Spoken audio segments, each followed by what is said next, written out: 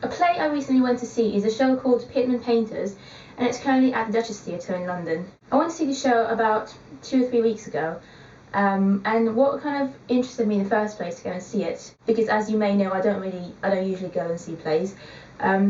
What made me want to go was because I read somewhere that it's about miners, and being a big Billy Elliot fan, the idea really interested me, and I thought, it would be quite interesting to go and see a play about miners. And the script for the show, for Pitmen Painters, is actually written by Lee Hall, who's the same writer who's written Billy Elliot the musical. So that was also another appeal for me, obviously because I love Billy Elliot and I love Lee Hall's writing in it. So yeah, it's set in North England in the 1930s, and the basic plot is about a bunch of miners who kind of want to learn a bit more about art and painting and stuff, because they just kind of want something to do apart from mining. And so they hire an artist to come and teach them how to draw, and at first all they really want is just to learn how to draw, and they think that it's very simple, but then the artist, who's from somewhere down south, from London or something, who's very posh, really confuses them, because for them, the miners, they think that it's really easy to just learn how to paint, whereas the artist, the teacher, the professor, if you like, teacher tells them that it's not just about painting. It's mostly about what you feel inside and what you want to show to people in your paintings. So I think a lot of the show has to do with art and how important art is, and how great it is to be able to kind of have some kind of way to express yourself instead of just with words, and have people try and interpret it and try and understand what you're trying to show in your paintings. The whole play was just very, very real and heartbreaking in a way. You could really tell how hardworking and determined they were, those miners back in the day, to do their job properly, and how they were so dedicated to what they had to do, even though being a miner isn't the most interesting job, I don't think.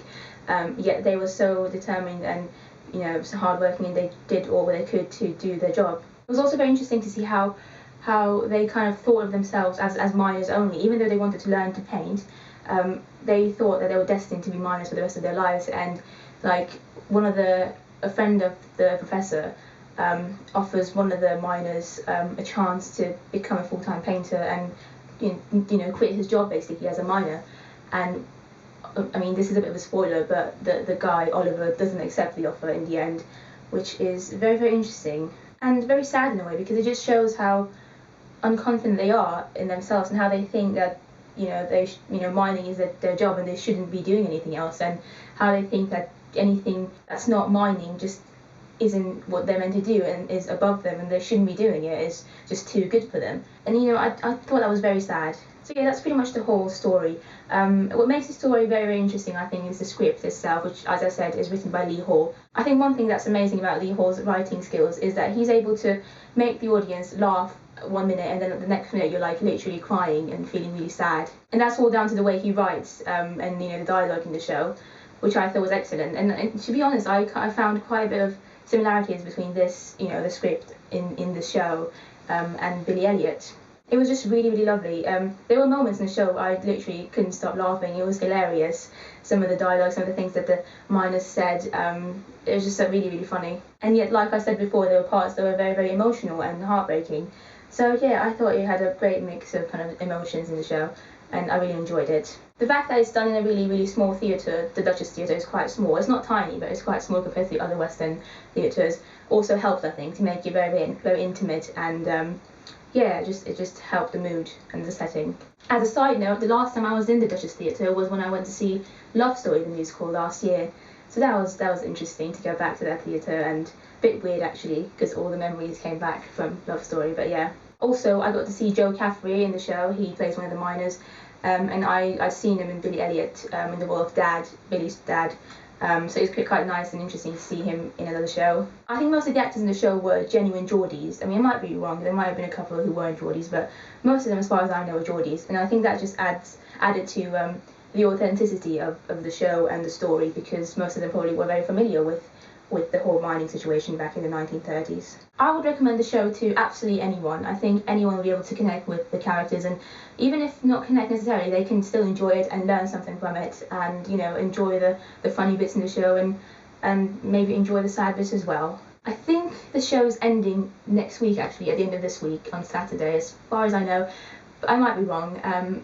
in any case, I think it might be touring later on or something. It's not going to end, you know. There's going to be a production of it somewhere in the world at some point. So if you ever, you know, hear the words Pitmen Painters, go and see it, because it's a really, really good play. So yeah.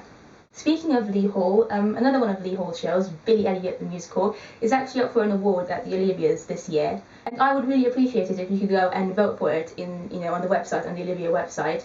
It's up for the best long-running show in the West End or something like that, and it's the only award that actually gets voted by the public. So we could actually, the fans of the show, could actually make a difference. It's up against Wicked, Jersey Boys, and Les Mis, and although I really love Wicked as well, and in any other situation I would actually probably vote for Wicked, because Wicked is my favourite show, I think that this year is the year that Billy Elliot should win. Wicked's actually already won this award before once, about 2 years ago I think, so I just think that it's time for Billy Elliot to shine now.